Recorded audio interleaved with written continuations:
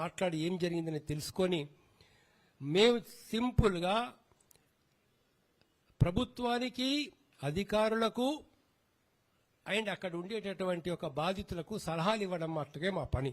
అందులో పాటిస్తారా పాటించారా వీళ్ళు కానీ వాళ్ళు కానీ పాటిస్తే బాగానే ఉంటుంది.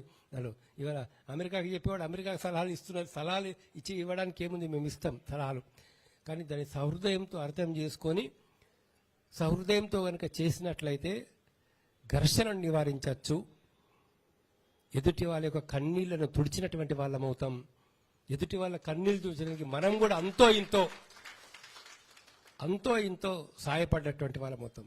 నాకు లైఫ్లో నేర్చుకున్నది ఒకటే, మనం ఎప్పుడైనా పేదవాళ్లకు సాయం చేస్తే ఆ సాయం మటుకు ఊరికే పోదు. అట్లీస్ట్ మనకు satisfaction, innermost happiness that we get by helping the poor and deserving people. So thank you very much. మళ్ళీ ఒకసారి అందరికీ నమస్కారం. ఈ కమిటీకి సంబంధించినటువంటి వివరాలన్నీ పేర్లన్నీ కూడా ఇవ్వడం జరుగుతుంది. అందరి ప్రొఫైల్స్ అవన్నీ కూడా షేర్ చేయడం జరుగుతుంది. అంటే ఒక కన్సర్న్ ఉన్నటువంటి సిటిజన్స్ అందరూ కూడా కలిసి మన తోటి పేదవారికి న్యాయం జరగాలని చెప్పి ఉద్దేశంతో వచ్చినటువంటి వాళ్ళు. ఈ సందర్భంగా ఇవాళ రాష్ట్రంలో జరుగుతున్నటువంటి అంశాలని కూడా మనందరం ఒకసారి గమనించుకోవాలి. ప్రత్యేకించి మనము మేధావులుగా నమ్మి వారి డైరెక్షన్లో కొంతమంది డైరెక్షన్లో నడుస్తూ ఉన్నాం తెలంగాణ సమాజంగా. నేను ఈ కమిటీకి ముందుకొచ్చినటువంటి వారందరినీ అభినందిస్తూనే ప్రొఫెసర్ కోదండరామ్ గారు కావచ్చు, ఆకునూరి మురళి లాంటి వాళ్ళు కావచ్చు, అట్లానే ప్రొఫెసర్ హరగోపాల్ గారు లాంటి వాళ్ళు కావచ్చు, వారందరినీ కూడా నేను ఓపెన్గా ఇన్వైట్ చేస్తా ఉన్నా. రండి, మీరు ఒకసారి ఖమ్మం వచ్చి చూడండి దయచేసి. ఎంత కర్కశంగా, ఎంత దారుణంగా, ఎంత అన్యాయంగా అప్పటికప్పుడు కట్టుబట్టలతోని బయటకు వెళ్ళగొడితే పేదవారి పరిస్థితి ఏమైతున్నది చూడండి. చూసి ప్రభుత్వానికి మీరు కూడా సలహాలు సూచనలు ఇవ్వండి. నేను డాక్టర్ విశారదన్ గారు పోతే మమ్మల్ని అరెస్ట్ చేసి జైళ్ళల్లో పెడుతున్నారు. మీరు ప్రభుత్వంతో కలిసి పనిచేస్తున్నటువంటి వ్యక్తులుగా మీ సలహాలు సూచనలు తొందరగా స్వీకరిస్తుందేమో ప్రభుత్వం మాకు తెలియదు. కానీ మీరు ఇది కరెక్ట్ సమయం, సందర్భం, పేదల పక్షాన నిలబడాల్సినటువంటి సందర్భం. ఒక మేధావి మౌనం సమాజానికి చాలా నష్టం చేస్తుందని చెప్తారు. మౌనం పాటించకండి దయచేసి. ప్రొఫెసర్ కోదండరామ్ గారైనా, ఆకునూరు మురళి గారైనా, ప్రొఫెసర్ హరగోపాల్ గారైనా, మీరంతా ఇది కరెక్ట్ సందర్భం. ఖమ్మం ప్రజల్ని, వారి కష్టాలని గమనించవలసిందిగా నేను కోరుతున్నాను. మరి ఇప్పుడు జరుగుతున్నటువంటి ఎఫర్ట్, ఈ కమిటీ ఒక న్యూట్రల్గా ఉండేటటువంటి కమిటీ కాబట్టి ప్రభుత్వం సహకరించి, ముఖ్యంగా జిల్లా కలెక్టరు, అక్కడ ఉండేటటువంటి కమిషనర్ గారు, వీరందరికీ కూడా మరి సహకరించి సవ్యంగా వారు చేసేటటువంటి పని సాగే విధంగా సహకరిస్తారని చెప్పి మేము కోరుకుంటూ మీడియా మిత్రులందరి దగ్గర కూడా సెలవు తీసుకున్నాము. Thank you. జై తెలంగాణ. One second.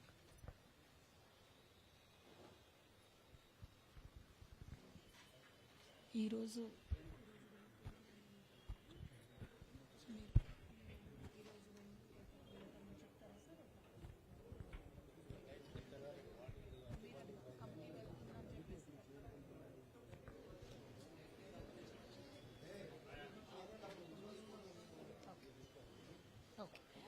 అయితే ఈ కమిటీ అంతా కూడా ఈరోజు బయలుదేరి ఖమ్మం చేరుకుంటున్నారు. చైర్మన్ గారి డైరెక్షన్ ప్రకారం వారు దూరం నుంచి పర్యవేక్షణ చేస్తారు, అవసరమైతే అక్కడ కూడా వెళ్తారు. బట్ కమిటీ అంతా కూడా ఈరోజు ఖమ్మం చేరుకొని రేపంతా కూడా వారి కార్యక్రమం అంతా మినిట్ టు మినిట్ ప్రోగ్రామ్ కూడా ఖమ్మం మీడియా మిత్రులకు, ఇక్కడ మీడియా మిత్రులకు కూడా వారు ఇవ్వడం జరుగుతుంది. అందరు అధికారులను కూడా వారు ఈమెయిల్ ద్వారా, మెసేజ్ల ద్వారా, ఫోన్ల ద్వారా అపాయింట్మెంట్స్ కూడా అడుగుతారు సమయాన్ని, సందర్భాన్ని బట్టి. వీరికి మరి ప్రభుత్వము, అధికారులు కూడా సహకరించాలని చెప్పి విజ్ఞప్తి చేస్తున్నాము. Thank you. జై తెలంగాణ. జై తెలంగాణ. అందరికీ నమస్కారం. మీడియా మిత్రులందరికీ కూడా ప్రత్యేక ధన్యవాదాలు. ఈ రాష్ట్రంలో జరుగుతున్నటువంటి ఒక ముఖ్యమైనటువంటి పరిణామానికి సంబంధించి పత్రికా ప్రకటన చేయడానికి ఇవాళ ఇక్కడ మేమందరం కూడా గుమికూడడం జరిగింది. ప్రత్యేకించి వేదిక మీద ఉన్నటువంటి రిటైర్డ్ హైకోర్టు జస్టిస్ గారు చంద్రకుమార్ గారికి, ఆర్మీ మేజర్ మదన్ మోహన్ గారికి, ప్రసాద్ గారికి ఆల్ ఇండియా ఫార్వర్డ్ బ్లాక్ నుంచి, తెలంగాణ విఠల్ గారు సీనియర్ సోషల్ యాక్టివిస్ట్ గారికి, అనురాధ మేడం గారు ఇఫ్టు నుండి, ప్రొఫెసర్ నాగం కుమారస్వామి గారికి HOD political science Palamuru university గారికి, ప్రొఫెసర్ రామయ్య యాదవ్ గారు హెచ్ఓడి సోషియాలజీ ఉస్మానియా యూనివర్సిటీ గారికి, సుంకర్ నరేష్ గారికి హైకోర్టు అడ్వకేట్, శ్రవణ్ గౌడ్ గారు హైకోర్టు అడ్వకేట్, నూర్జహాన్ గారు హైకోర్టు అడ్వకేట్, ఆకాష్ కొల్లూరు గారు సీనియర్ జర్నలిస్ట్, అట్లానే క్రాంతి గారు అని ఇంకొక సీనియర్ జర్నలిస్ట్ గారు వారు ఖమ్మంలో ఉన్నారు ఆల్రెడీ. మరి వీరందరితో పాటు తెలంగాణ జాగృతి నుండి నేను, అట్లానే ఈ రాష్ట్రంలో చాలా బలంగా రాజ్యాంగ హక్కులు పరిరక్షించడానికి ఒక చైతన్యవంతమైనటువంటి ప్రజల భాగస్వామ్యాన్ని రాజ్యాంగం ఇచ్చినటువంటి హక్కులు పరిరక్షించడానికి ప్రతినిత్యం ప్రయత్నం చేస్తూ బహుజనుల గొంతుకగా మరి పేద ప్రజల పక్షాన పోరాటం చేస్తున్నటువంటి డిఎస్పీ అధ్యక్షులు డాక్టర్ విశారదన్ గారు, వారికి అందరికీ కూడా మళ్ళొకసారి నమస్కారం తెలియజేస్తా ఉన్నాను.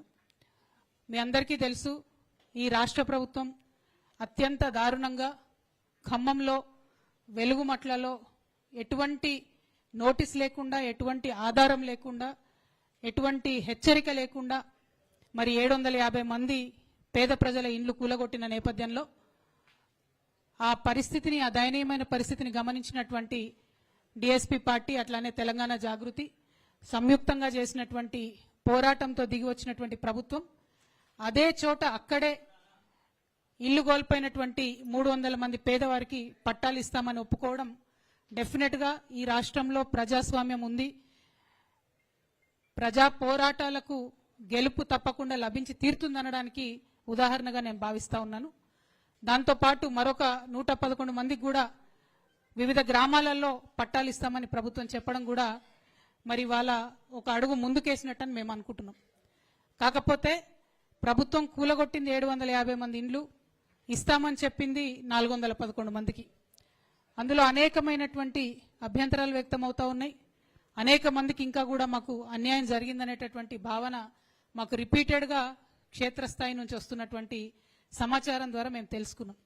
ఆ తర్వాత డాక్టర్ విశారదన్ గారు మళ్ళీ ఒకసారి నిన్న ఖమ్మంలో మరి పరిస్థితి ఏంటి ఇట్లా జరుగుతుందని తెలుసుకోవడానికి వెళ్ళినప్పుడు వారిని నిన్న కూడా మళ్ళీ అరెస్ట్ చేసి, నిన్న కూడా డే అంతా నిర్బంధించి, అక్కడ కలెక్టర్ గారు కనీసం అపాయింట్మెంట్ ఇవ్వకుండా, జాయింట్ కలెక్టర్ గారు కనీసం అపాయింట్మెంట్ ఇవ్వకుండా అన్యాయంగా మరి అసలు జరుగుతున్నది ఏంటి, ఈ ప్రొసీజర్లో క్లారిటీ ఏంటి అనేటటువంటి పారదర్శకత లేకుండా, ట్రాన్స్పరెన్సీ లేకుండా ఎందుకు ప్రభుత్వం వ్యవహరిస్తుందనేది అర్థం కానటువంటి విషయం.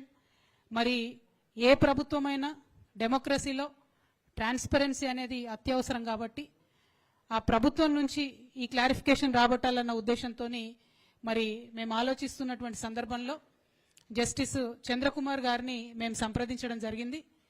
వారిని సంప్రదించిన మేరట అట్లనే ఈ సమాజంలో చాలా నిస్వార్థంగా పనిచేస్తున్నటువంటి అనేక మందిని కూడా మరి ఈ సమస్యను వివరించినప్పుడు వారందరి నుంచి వచ్చినటువంటి రెస్పాన్స్ ఒకటే. ముఖ్యంగా జస్టిస్ చంద్రకుమార్ గారు మీకు తెలుసు, మన రాష్ట్రంలో అనేక రోజుల నుంచి పోరాటం చేస్తున్నారు. ఆర్మీ మేజర్ మదన్ మోహన్ గారు వారు చెన్నై నుండి ఉన్నారు. ఈ సంఘటన అంతా చూసి స్పందించి మరి అసలు ఈ విషయం ఏంటి మేము కనుక్కుంటాము అని చెప్పి వారు మమ్మల్ని కోరినప్పుడు మేము ఇంట్రెస్ట్ ఉన్నటువంటి వాళ్ళందరినీ కూడా మరి ఈ విషయం కనుక్కోనండి అని చెప్పి మేము వారిని సంప్రదించడం జరిగింది. ఆ తదుపరి కార్యాచరణ తీసుకొని మరొక కమిటీగా వాళ్ళందరూ కూర్చొని ఏర్పాటు చేసుకున్నారు. అందరూ కూడా చాలా సీనియర్స్, అందరూ కూడా జర్నలిస్టులు, లాయర్లు, professors, retired high court judge, army major గారు, వీరందరూ కూడా ఇవాళ మన తెలంగాణ పేదల పక్షాన నిలబడడానికి రావడం, వారి వారి ఉద్యోగాలు చేస్తూ వారు సమయం ఇవ్వడం అన్నది నిజంగా కూడా వారు నేను మనస్ఫూర్తిగా అభినందనలు తెలియజేస్తున్నాను, ధన్యవాదాలు తెలియజేస్తా ఉన్నాను. ఎందుకంటే వారి సమయాన్ని వెచ్చించి ఈ తెలంగాణ పేద ప్రజలకు ఏదో చేయాలని వారు అనుకోవడం అన్నది నిజంగా కూడా ముదావహం.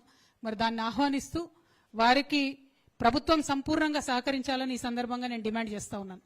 నిన్న ఒక పొలిటికల్ పార్టీ అధ్యక్షుడిగా పోనీ విశారదన్ మహారాజ్ గారికి కలెక్టర్ గారు కలవలేదు అంటే ఒకంత అందులో న్యాయం ఉంది. కానీ రేపటి నాడు ప్రజల పక్షాన, ఒక సిటిజన్స్ ఫోరం పక్షాన వెళ్తున్నటువంటి వీరందరికీ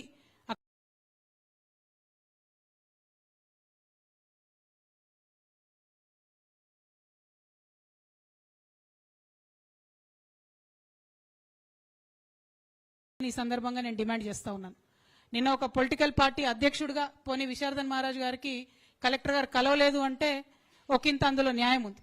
కానీ రేపటి నాడు ప్రజల పక్షాన, ఒక సిటిజన్స్ ఫోరం పక్షాన వెళ్తున్నటువంటి వీరందరికీ అక్కడ ఉన్న అధికారులంతా కూడా సంపూర్ణంగా సహకరిస్తారని చెప్పి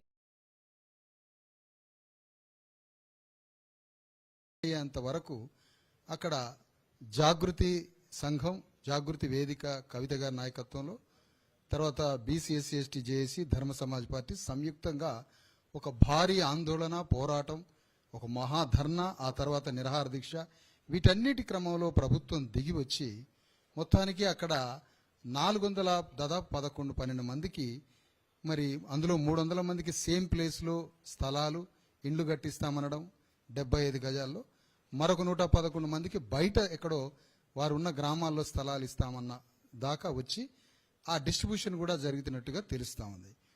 ఇక్కడ మేము కోరేది ఏంటంటే 746, 750 మంది ఆ భూదాన భూమిలో నివాసాలు ఏర్పాటు చేసుకున్నారు. అసలు 1500 మంది ఉన్నారు, పోనీ అక్కడికి మేము వెళ్ళట్లే, 750 వరకు మాట్లాడుకుంటే అందులో వాళ్ళు ఇచ్చినటువంటిది కేవలం 411 మంది మాత్రమే. ఇంకా 350 పైన అక్కడ బాధితులకి న్యాయం జరగాలి. జరిగిన న్యాయం కూడా అసంతృప్తిగా, అసంపూర్ణంగా జరిగింది.